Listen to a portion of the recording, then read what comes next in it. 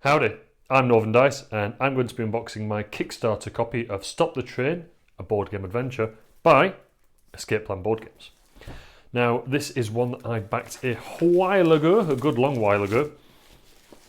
I think I actually backed it day one possibly. And they have had an incredibly quick turnaround in terms of delivering the game, getting it all produced and sent out.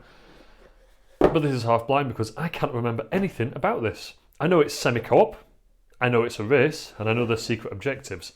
And that is all. So, we'll adventure through this together. And I remember these. So I believe that the concept is that you're on a train, someone's got a bomb and it's hurtling towards a major city. I believe it is Paris. And you want to, as a team, identify who the bomber is, kick them off the train and stop the train. So, game setup, prepare the character cards, distribute cards, prepare the board. Really nice, easy to understand rulebook, which is what I like.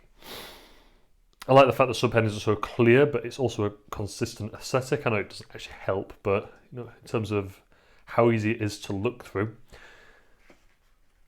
I'm very visual. I like things to look nice before I will, begin to read. I find it quite tricky to read things that look very mundane and hard to digest, as it were. There's an extension, the freight train. And those are the characters.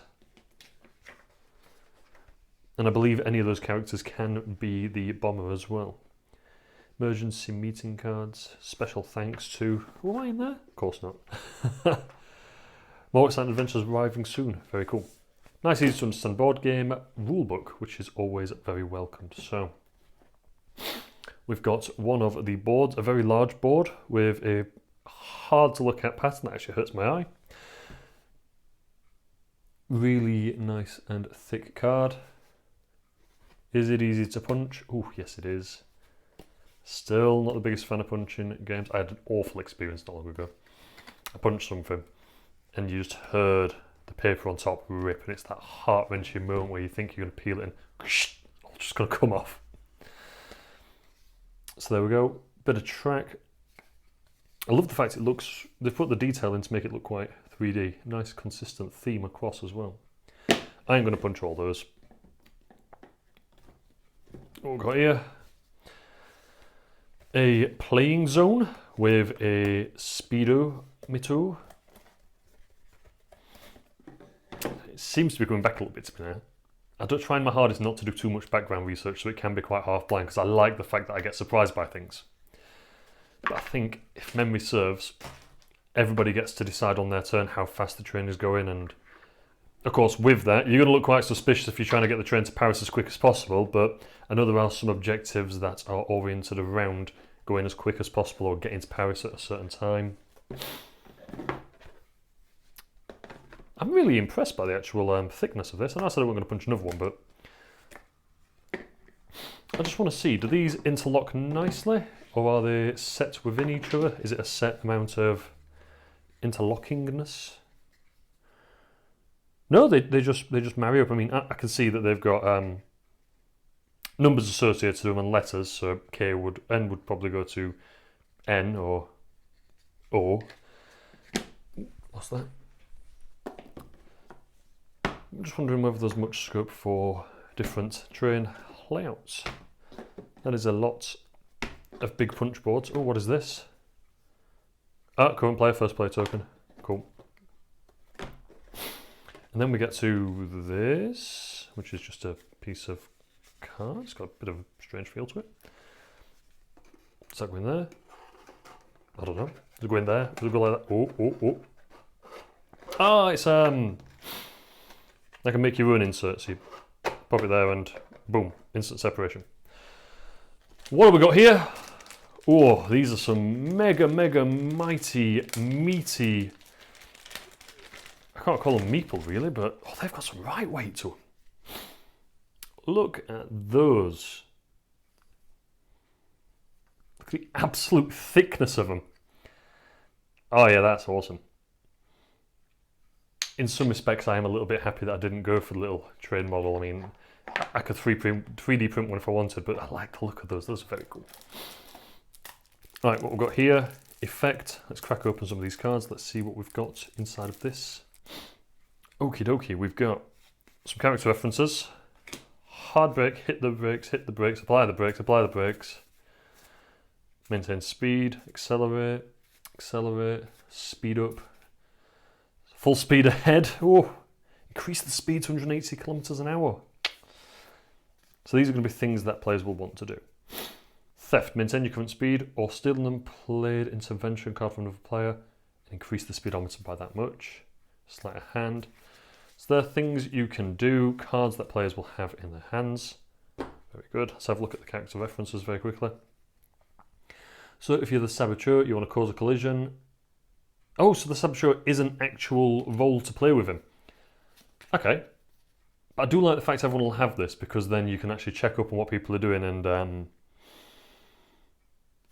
well, I don't know, if someone is doing their hardest to... They're adamant they want to take the scene, you could say, oh, well, they are the photographer. Or it could be a very big brain play by the saboteur. Awesome. What else we got? More character references. That's going to be the other two to make it up to a 6-player. Just going to crack these bad boys. And we got... They're the actual roles.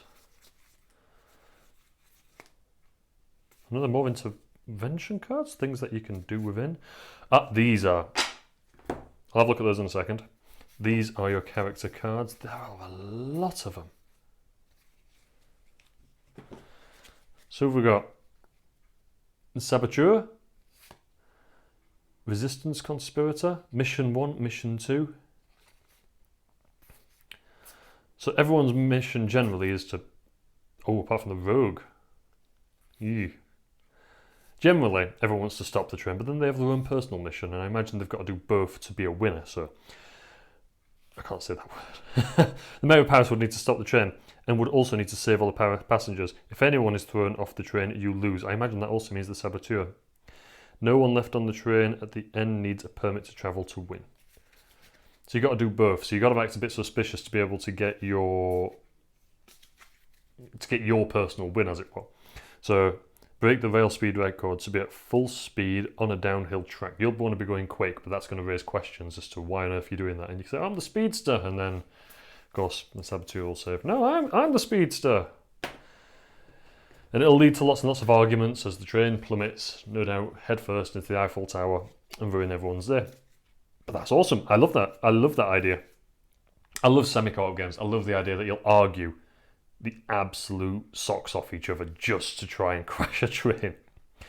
Force the player to your left to play an effect card. Kill any other player. Play when any part of the train is in the final tunnel near Paris. Oh, this is a nasty game. I'm going to ruin someone's day, I feel. So these would then fit into these independent slots, possibly. Well, maybe a bit more elegantly than that.